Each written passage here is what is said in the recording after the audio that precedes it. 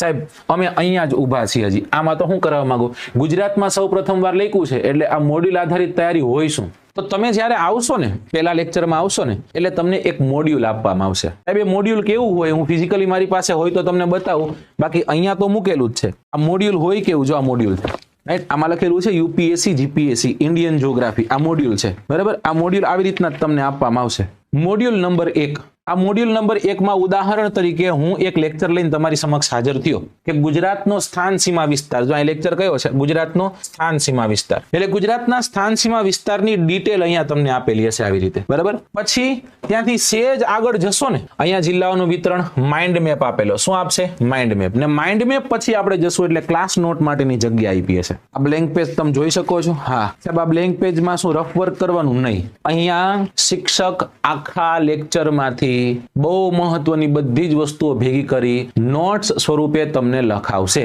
તો અમે જ તમને નોટ્સ લખાવશું જો આ નોટ્સ મારા વિદ્યાર્થીએ બનાવેલી છે એની તમને નોટ્સ બતાવું છું જો ભારતનો સ્થાન સીમા વિસ્તાર લખ્યો બધું લખ્યું અહીંયા રાઈટ આવી